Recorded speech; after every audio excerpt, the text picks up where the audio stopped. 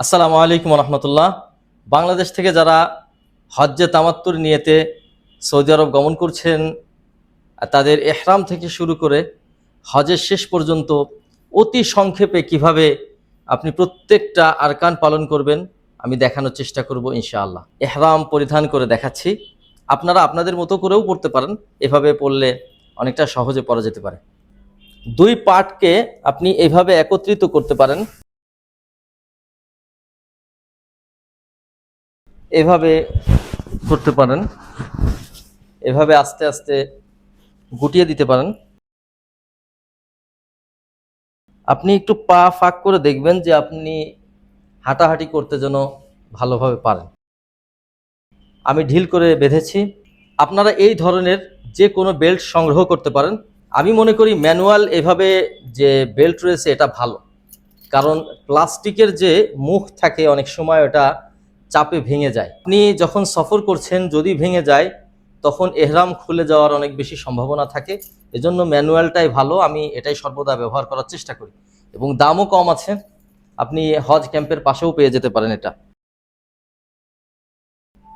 আপনার অতি জরুরি যে জিনিসপত্র রয়েছে, টিকিট, পাসপোর্ট, এগুলি এখানে রাখবেন ইনশাআল্লাহ। মোবাইলও রাখতে পারেন। রেখে আমি যেটা আপনাদেরকে সাজেস্ট করব সেটা হলো এভাবে ঢেকে দিবেন, ঢেকে দিয়ে তারপরে গুজে দিবেন। 2015 সালের দিকে একটা কেস শুনেছিলাম, হাজিরা যখন তাওয়াফ করতেছে তখন কেউ জানি একজন বেল্ট কেটে নিয়েছিল। আমি আসলে এইভাবে বিশ্বাস করি না, তারপরেও সাবধানতার জন্য আপনারা যে কাজটা করতে পারেন সেটা হলো এভাবে যদি বেঁধে নেন কেটে নিতে পারবে না, কারণ যদি কেটে নেয় সাথে সাথে কিন্তু আপনার এটা খুলে যাবে, ফলে আপনি টের পেয়ে যাবেন।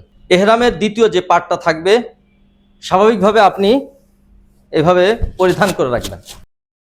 অনেকেই বাংলাদেশ থেকেই ডান বগলের নিচেই নিয়ে নেয়, এটা কিন্তু সুন্নাহ না। আপনি যখন মাতাফে নামবেন, অর্থাৎ যেখানে তাওয়াফ করা হয় সেখানে নামার পর তারপরে আপনি কাঁধ থেকে নামিয়ে ডান বগল থেকে এভাবে নেবেন, নিয়ে তারপরে আপনি তাওয়াফ শুরু করবেন। এখন প্রশ্ন, নিয়ত কখন করবেন? এহরাম পরিধান করে সালাত আদায় করবেন কিনা? তো দেখেন, আমরা যেটা সুন্নাহ হিসেবে জানি সেটা হলো রাসূলুল্লাহ সাল্লাল্লাহু আলাইহি ওয়াসাল্লাম যে কোনো ফরজ সালাতের পর এহরাম বেঁধেছেন। নিয়ত বাংলাদেশ থেকে না করলেই ভালো।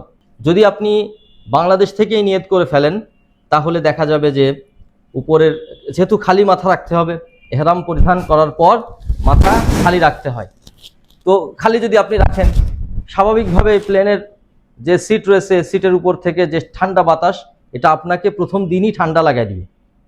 এজন্য আমার পরামর্শ, আপনি সুন্নাহ পালন করুন, যে আপনি এখান থেকে স্বাভাবিকভাবে যান। ক্যাবিন ক্রুরা ঘোষণা দেয় যে একটু পর আমরা ইয়ালামলাম মেকাত ক্রস করব, আপনারা যারা নিয়ত করে নেন।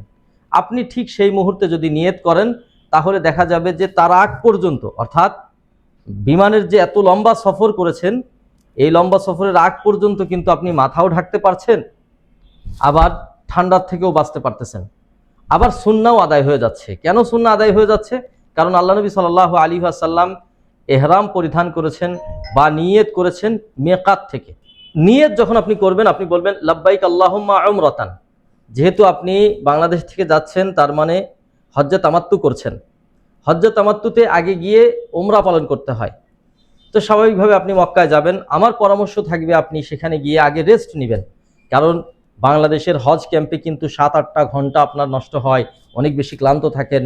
আবার আপনার নিজ যে শহর সেখান থেকেও যেতে সময় লাগে, আবার প্লেনের বিশাল এক জার্নি থাকে, এয়ারপোর্টে নামার পর সেখানে একটা সময় ব্যয় হয়, তারপর সেখান থেকে মক্কায় যেতে। তো আমার পরামর্শ থাকবে আপনি আগে ভালো একটা ঘুম দেন, পর্যাপ্ত পানি পান করবেন, ঘুমাবেন, খাবার খাবেন, গিয়ে আপনি প্রয়োজনে 6 ঘন্টা 7 ঘন্টা পরে গিয়ে আপনি ওমরা করেন।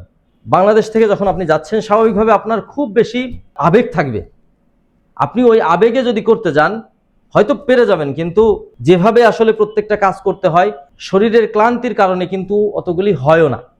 এজন্য যদি ভালো একটা ঘুম দেন তাহলে কিন্তু আপনার প্রত্যেকটা কাজ সুন্দরভাবে হবে।